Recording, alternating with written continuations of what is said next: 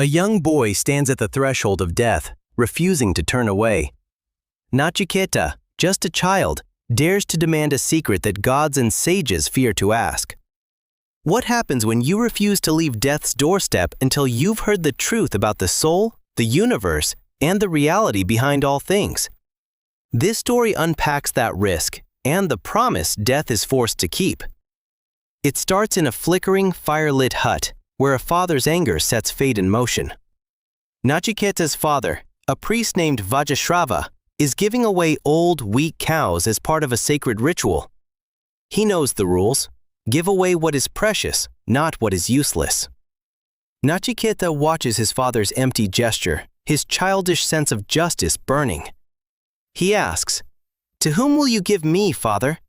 Again and again, until his father, frustrated and ashamed, snaps, "To death I give you."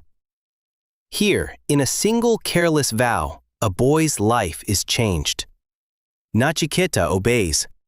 Driven by duty and a sense of rightness, he walks out alone to the house of Yama, the god of death. Imagine the silence at the gates of the underworld.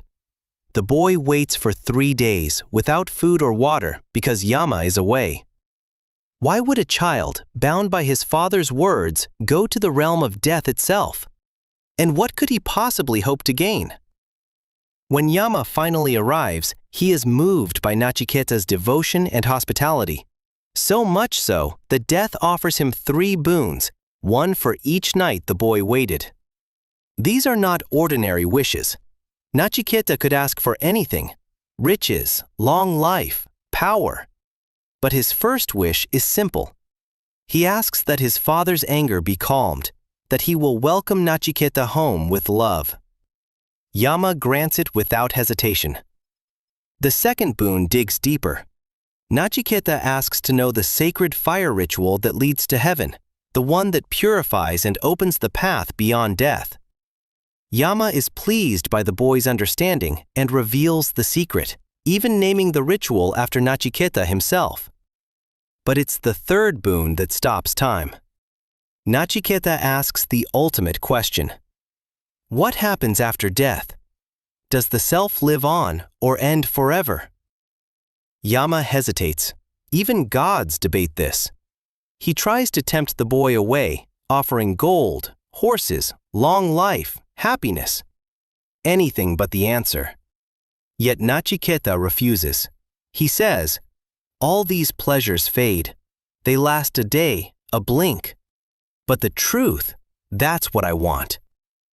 Imagine standing before death, turning down every reward in the world just for knowledge. So Yama relents. He begins to teach the secret that is at the heart of the Upanishads, the riddle of what you really are. He says, there is a self hidden in all beings, untouched by pain or time. It is not born, it does not die. When the body falls away, it remains infinite and changeless. This self, says Yama, is Brahman, ultimate reality. It cannot be grasped by the senses, nor described in words.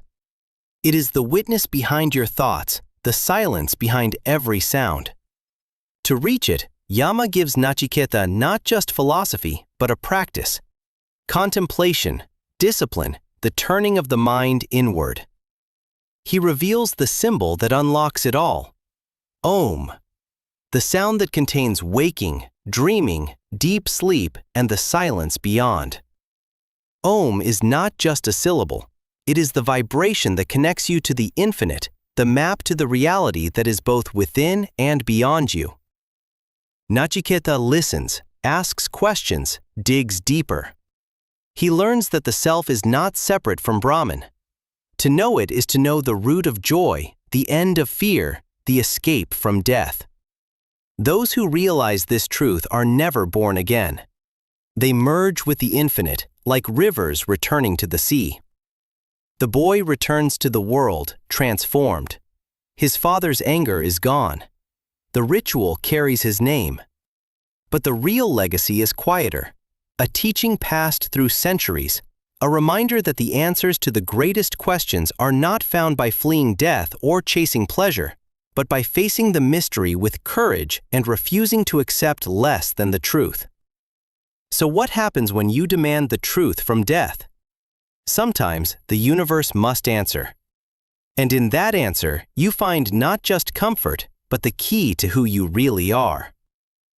If you want more stories that unlock ancient wisdom, subscribe and stay curious.